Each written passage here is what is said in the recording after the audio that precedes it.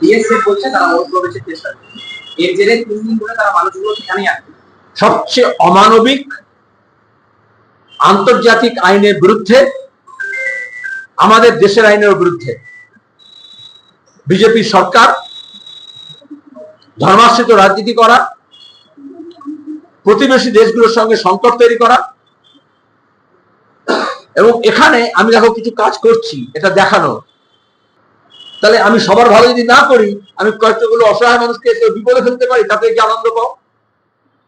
আমি যদি ঘোষণা করি কালকে তুমি আমেরিকান, আমেরিকা মেনে নেবে?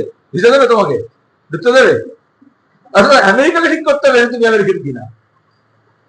একটা কথা হয় না, বুঝতে পারছি? বিয়েও একটা হয় না, ডাইভোর্সও একটা হয় না। তাহলে এখানে যদি মনে করে একটা অংশের বাংলাভাষী মুসলমানকে আমি ডাইভোর্স দিলাম, দেবে? একটা হবে? লিলি আল্ট্রাসফট সিরাম জেল, যা গভীর থেকে স্কিনে দেয় 3 গুণ সিরাম হাইড্রেশন। সিরাম জেল হাইড্রেশনে ব্রাইট থাকো সব সিজনে। অমানবিক এই জন্য বললাম যে এক সময় দেখা গেছে যে কিভাবে নৌকোয় করে বিএসএফ তুলে নিয়ে গিয়ে সুন্দরবনের ওখানে জলে ফেলে দিয়েছে, যাও তুমি চলে যাও, আর এখানে পুশব্যাক করছে।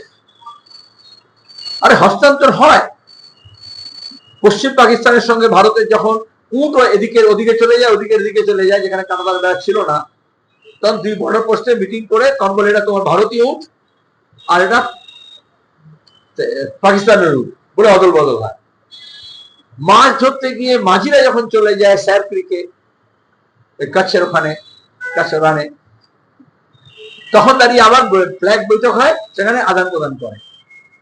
চীনের সঙ্গে ভারতেরও যে সীমানা আছে, সেখানে যখন এরকম হয় জঙ্গলি জানোয়ার অন্য কিছু এদিক ওদিক করে কিছু, তাহলে ফ্ল্যাগ বৈঠক হয়। ছাঙ্গু ভ্যালিতে হয়, সিকিম, অরুণাচল প্রদেশে হয়, এত সব। তাহলে এটা ভারত বাংলাদেশ মিলে আলোচনা করে ঠিক করতে পারে না? তাহলে পুশব্যাক কেন করে? যদি যুক্তি থাকে, তথ্য থাকে, তর্ক থাকে, তাহলে তো গোটা হাসিনা গভর্নমেন্টের বা এখন খালেদা জিয়ার গভর্নমেন্টের হাই কমিশনারকে ডেকে বলবে, দেখো এতগুলো লোক এই বাংলাদেশে আছে, এইসব তথ্য আছে, এদেরকে তো ফেরত পাচ্ছে। তাই তো করে, তাই তো ফরেন হিসেবে ডিটেক্ট করতে হয়। এইগুলো হচ্ছে ফাসিস্ট একতরফা কাজ।